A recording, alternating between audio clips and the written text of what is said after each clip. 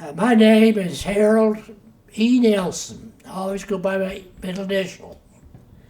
They say if your initials spell something, it's a sign you're going to be wealthy. So my initial spells Hen, Hen. So I'm waiting for my wealth. But one time, while I was in the service, kind of having a down and out experience, a lot of anxiety, I wrote this poem. It's not a great poem, doesn't have a lot of great theology in it, but was expressions of some feelings I felt at that time. Tonight, O Lord, as I lay in bed, and I should say lie, but it doesn't rhyme, and think of the task of tomorrow I dread, I pray that thou shalt grant me peace and help me forget the job I detest.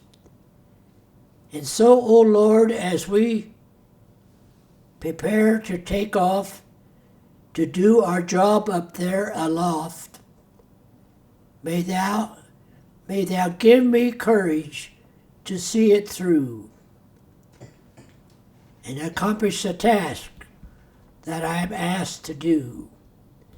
And then, O Lord,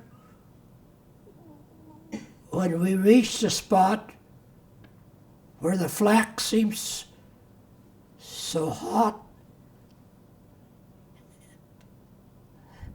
so clear and hot, I pray that by my faith in you, I'll be able to stick it out till it's through. And then, O Lord, I ask for a safe return. Of course, it is something I always yearn, but no matter what thou would have it be, my faith shall always remain in thee. Do you think that does that okay? Yeah, you did great. Just some feelings I had. As I told you, when the war ended in Europe, there's a lot of celebration. But I just went back to my barracks, laid back on the bed, and just shed tears of relief. I've had enough. I guess I wrote this at a time when I was a tail gunner at a B-17 stationed at Foggia, Italy, and flying 22 missions over different areas of Europe. I don't know if this answers your question or not. When I was living at McPherson, a kid living across the street from me was asked to interview a veteran. Well, he knew I was a veteran, so he came to talk to me about things. And so he made the comment, "You consider yourself a Christian, don't you?" And I said, "Yes." He said, "You're a Christian?" And he was also belonged to another church. He said, "How could you, as a Christian, go out there and do things to kill other people?" And I said, "Well," I said, "we have police departments, don't we?" "Yeah." "So what do they have to do?" He didn't know what. I said, "Sometimes they got to go out and kill people in order to save other people." And that's the way.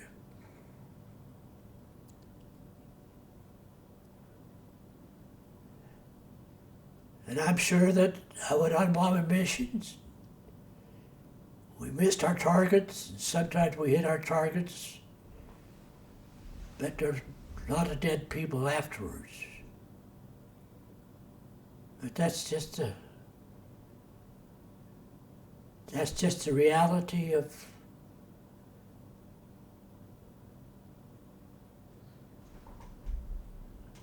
war. You know, there's a little book came out called 1945, and it deals with the development of the atom bomb. And the thousands of hours that were put in developing that atom bomb, and how destructive it was, and how many innocent people were killed.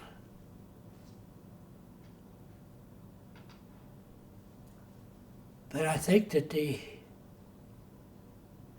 way the Japanese were, that if we were to try to invade Japanese, first of all, they had on the island, I think 400 and some, mostly American prisoners. They'd be the first ones they'd wipe out. And a lot of them would fight to the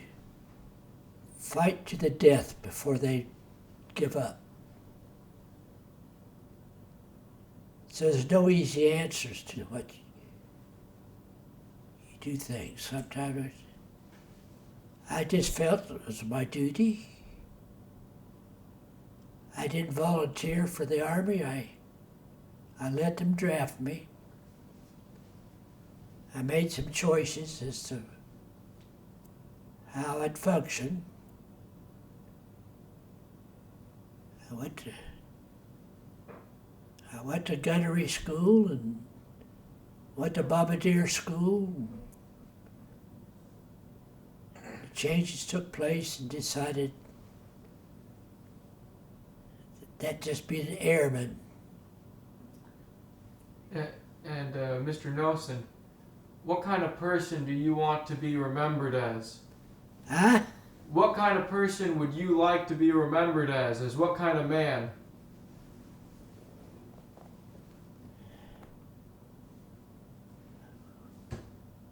Well, I guess I hope they remember that I always cared about people. I live here in Manhattan, and I get a list of people from the church at McPherson that I served. List of their birthdays and anniversaries, or their grief. And each day I call those people. And just think, I can't do anything about it. I can't do I wouldn't want to do their funerals anyway, but at least I could let them know. And that seems to mean a lot to a lot of people. It probably does me more good than it does them. That's probably the reason I'm still alive. I feel I still have some purpose.